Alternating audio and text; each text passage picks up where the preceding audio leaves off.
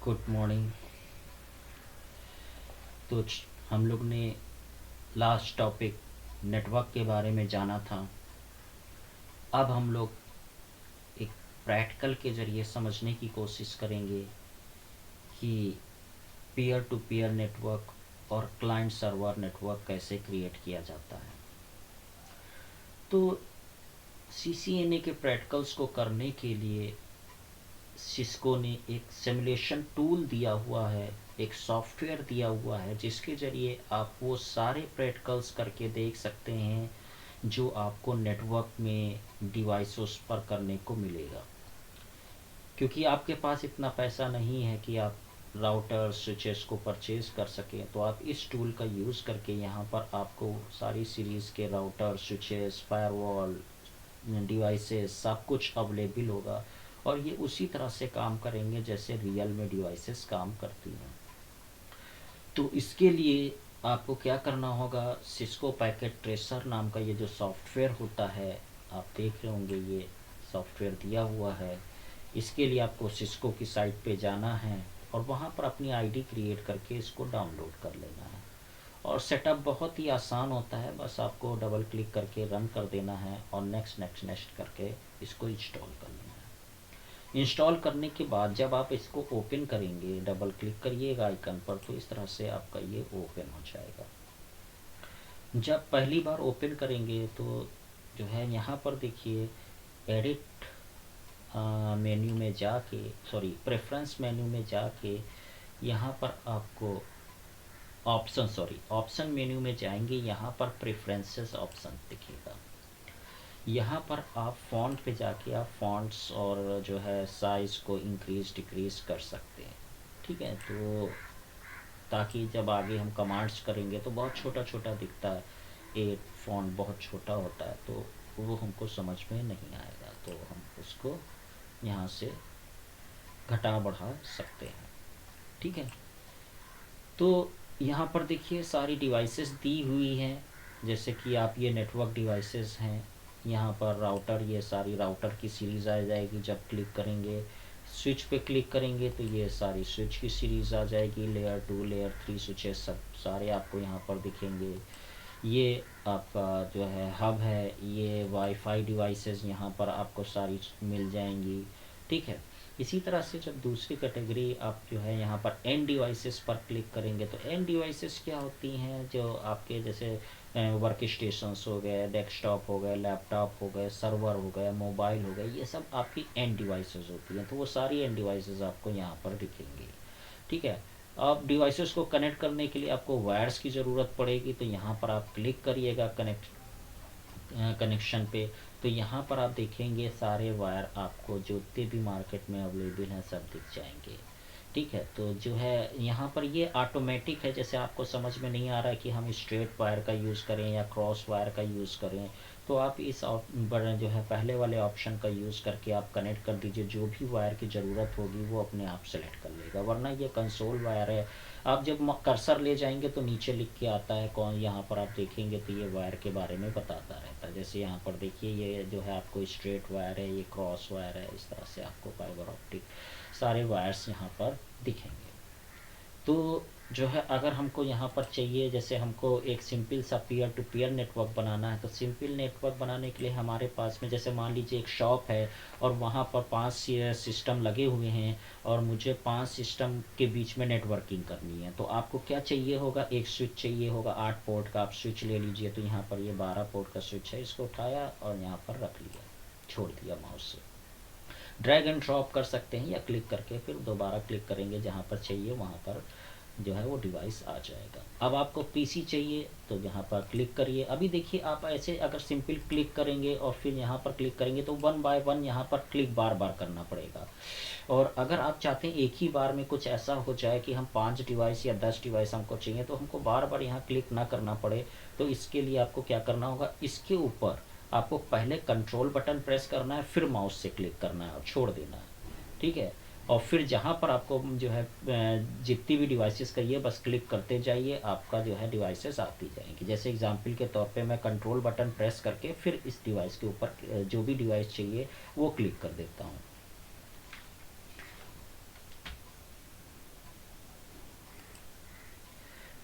मैंने control button press करके इस पर क्लिक कर दिया। अब जहाँ पर भी आपको डिवाइस चाहिए इस तरह से आप क्लिक कर दीजिए, ठीक है। ऐसे ऐसे जितनी भी डिवाइसेस चाहिए, ठीक। ये आपका एरो है कर्सर के लिए। अब आपको अगर कोई डिवाइस डिलीट करनी है तो ये देखिए क्रॉस बना हुआ है, इस पर क्लिक करिए और जो डिवाइस डिलीट करनी है उसके ऊपर क्लिक कर दीजिए। पूछेगा, आप कंफर्म कर दीजिए, डिलीट हो जाएगी, ठीक है। इस तरह से कई सारी डिवाइसेस डिलीट करनी है तो सिंपल सेलेक्ट कर लीजिए और सीधे वही क्रॉस बटन पर क्लिक करेंगे और डिलीट कर देंगे, ठीक। तो इस तरीके से फिर अभी अब जैसे मान लीजिए आपको स्विच ऊपर रखना है तो अभी ये कौन सी बटन है, डिलीट। अभी आप क्लिक करेंगे तो डिलीट करने के लिए पूछेगा, तो आपको क्या लेना है, एरो। यहाँ से जो है कर्सर ले लेंगे और अब आप इसको कोई भी डिवाइस को कहीं भी रख सकते हैं। अब इनको आपस में कनेक्ट करना है तो कनेक्ट करने के लिए आपको केबल चाहिए, तो हमने बताया था ये आपके कनेक्शन के लिए केबल्स हैं।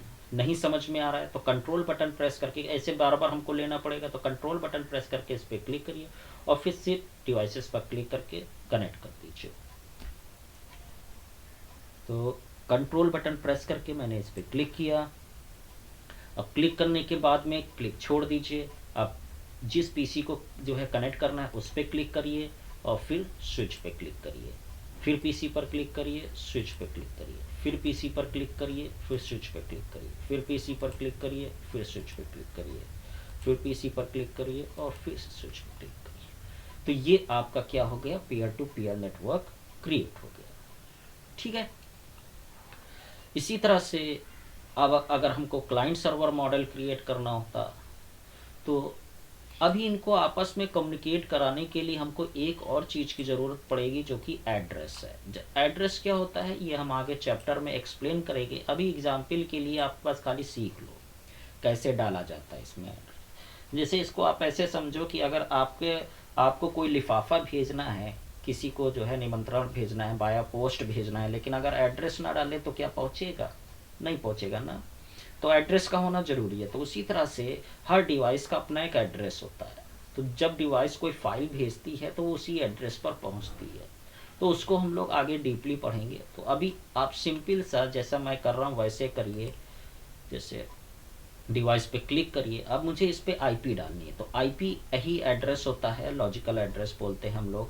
तो यहाँ पर आप क्या करिए, डेस्कटॉप पे चले जाइए और यहाँ पर आईपी कॉन्फ़िगरेशन पे चले जाएंगे और यहाँ पर सिंपल अभी मैं जो है जो डाल रहा हूँ यही आप भी डाल के प्रैक्टिस कर लीजिएगा, फिर हम लोग इसको डीपली समझेंगे, ठीक है। जब हम लोग आईपी चैप्टर को पढ़ेंगे तो इसको मैंने 0.10 दे दिया और यहाँ पर सबनेट मास्क पर क्लिक करिए, अपने आप ले लेगा और इसको क्लोज कर दीजिए। इसी तरह से इसको हम 20 दे देते हैं तो 192.168.0.20, ठीक है। और फिर तीसरे पीसी पर क्लिक करेंगे 192.168.0.30। तो बहुत ही सिंपल लैंग्वेज में मैं आपको समझाने की कोशिश कर रहा हूँ ताकि जिसको अगर पहले से भी नॉलेज ना हो तो वो इन प्रैक्टिकल्स को देख के सीख सकता है और जब ये चैप्टर की पूरी सीरीज़ देख लेगा तो वो एक परफेक्ट नेटवर्क इंजीनियर बन जाएगा, ठीक है। तो ये मैंने डाल दिया, बस आपका नेटवर्क हो गया। अब आपको किसी भी नेटवर्क से कोई भी चीज़ें शेयर करनी है तो जो है अगर उनके बीच में कम्युनिकेशन हो रहा है तो बाकी आप शेयरिंग कुछ भी कर सकते हैं। तो कम्युनिकेशन पहली डिवाइस से दूसरी डिवाइस के बीच में कम्युनिकेशन हो रहा है या नहीं हो रहा है इसके लिए हम लोग पिंग कमांड का यूज़ करते हैं। तो रियल लाइफ में तो आप विंडो कीबोर्ड पर window plus are button press करेंगे तो रन डायलॉग बॉक्स आ जाएगा, वहाँ पर CMD टाइप करेंगे तो कमांड प्रॉम्प्ट खुल जाएगा और वहाँ पर यही कमांड देना है जो मैं यहाँ पर दे रहा हूँ। तो इसमें हमको कैसे करना है, तो इसमें पीसी पर क्लिक करेंगे और यहाँ पर कमांड प्रॉम्प्ट होगा जो वहाँ पर विंडो आर करने से आ रहा था। तो जो है यहाँ कमांड प्रॉम्प्ट पे क्लिक करेंगे, देखिए कमांड प्रॉम्प्ट की तरह आ गया और यहाँ पर आपको एक कमांड यूज़ करना है पिंग। कौन सा कमांड यूज़ करना है, पिंग कमांड यूज़ करना है। और फिर डेस्टिनेशन वाली डिवाइस जिससे आप चेक करना चाहते हो कि उससे मेरा कम्युनिकेशन हो रहा है या नहीं हो रहा है, तो उसका आप आईपी डालेंगे 0 डॉट, जैसे मैंने कह दिया कि जो है 30 वाली डिवाइस से पिंग हो रहा है कि नहीं हो रहा, तो एंटर करेंगे तो देखिए रिप्लाई फ्रॉम 30 से जो है 32 बाइट का आ रहा है, टाइम आपका 1 मिली सेकेंड लगा। तो यहाँ पर अगर आप देखेंगे, अगर मैं इसको यहाँ से बड़ा कर दूँ तो यहाँ पर आप देखेंगे इस जो रिपोर्ट आई है कि 4 पैकेट सेंड हुए हैं, रिसीव भी 4 हुए हैं और लॉस 0 हुआ है, यानी 0% और 100% आपका डिवाइसेस के बीच में कम्युनिकेशन हो रहा है। ठीक है, तो ये सारी डिवाइसेस हमारी आपस में कम्युनिकेट कर रही हैं। अब इसी को हम क्या करते हैं, क्लाइंट सर्वर मॉडल बनाना है अगर हमको, तो इसको हमने सारी डिवाइसेस को माउस से क्लिक करके ऐसे क्लिक करे करे सब कुछ जो है इसी एरिया में लेके माउस का क्लिक छोड़ देंगे तो ये सेलेक्ट हो जाएगा, और कीबोर्ड पर Ctrl+C और Ctrl+V बटन प्रेस करेंगे तो ये कॉपी हो जाएगा पूरा, इस जो है टोपोलॉजी आपकी कॉपी हो जाएगी। अभी बाहर आउटर साइड पे कहीं पर भी माउस से क्लिक नहीं होना चाहिए। क्लिक किस पे होना चाहिए, जो सेलेक्टेड डिवाइसेस हैं जो पेस्ट होके आई हैं उनमें किसी भी एक डिवाइस पर क्लिक करके आप इसको साइड में रख लीजिए। ठीक है, इस तरह से। ठीक, अब हमको सर्वर वाला मॉडल चाहिए, तो यहाँ पर आइए और ये देखिए ये सर्वर है, सर्वर पर क्लिक कर दीजिए, ये एक सर्वर लग जाएगा। इसको भी अपनी डिवाइस से कनेक्ट कर दीजिए। सॉरी, ये मैं यहाँ से केबल ले लेता हूँ और ये देखिए सर्वर। अब मैं इसको जो है आपको समझाने के लिए, अभी मैंने क्या आपको दिखाया था कि अगर मुझे डिवाइस पर एड्रेस देना है तो डिवाइस पर एड्रेस देने के लिए हमको हर डिवाइस पे जाना पड़ा था ना। इस पर भी क्लिक करके एड्रेस दिया, इस पे क्लिक करके एड्रेस दिया, इस पे क्लिक करके एड्रेस दिया, इस पे क्लिक करके एड्रेस दिया, इस पे क्लिक करके एड्रेस दिया। तो यानी इंडिविजुअल हर डिवाइस पर जाके कुछ भी करना है तो आपको हर डिवाइस पर जा जाके करना पड़ेगा। ये आपका पीयर टू पीयर नेटवर्क था।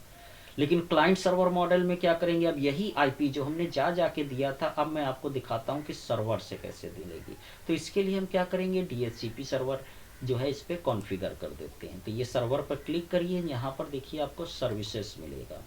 सर्विसेज में आप यहाँ पर चले जाइए डीएचसीपी पे, ठीक है, और इसको यहाँ पर ऑन कर दीजिए। ठीक, अब ये आपका यहाँ पर देखिए क्या लिखा हुआ है, डिफ़ॉल्ट गेटवे लिखा हुआ है, तो आप कोई भी नहीं भी देंगे तब भी चल जाएगा। ठीक है, तो मैंने कहा कि जो है मेरे पीसी पर डिफ़ॉल्ट गेटवे क्या हो जाए, 1.0.50 हो जाए, या जो है 0. हम राउटर वाला जो आईपी आगे जो कॉन्फ़िगर करेंगे वही गेटवे में डालेंगे तो 254 हो जाए। ठीक है, इस तरह से। अब यहाँ कह रहा है कि जो है स्टार्ट आईपी एड्रेस कहाँ से स्टार्ट करना है, बाट मतलब डीएचसीपी सर्वर जब क्लाइंट की आईपी देगा तो कहाँ से देगा, तो मैंने कहा 192 इसमें लिख दिया, इस वाले कॉलम में 168 लिख दिया, फिर 0.1 से बांटना शुरू करे। ठीक है, और उसका सबनेट मास्क क्या होगा, तो 255, यहाँ पर भी 255 और यहाँ पर भी 255। क्या होता है ये सब हम आगे डिस्कस करेंगे, सबनेट मास्क क्या होता है, आईपी क्या होता है, आई थिंक मैं चैप्टर 3 या 4 में इसको कवर कर लूँगा। ठीक है, अभी बस खाली आप देख के ऐसे ही कर दीजिए। कितनी आईपी आपको बांटना है, तो मैंने कहा 100 क्लाइंट हैं तो 100 बांटनी है, आप यहाँ पर कम ज़्यादा कर सकते हैं। ठीक है, बस इसको सेव कर दीजिए। सेव करने के बाद में इसको क्लोज कर दीजिए।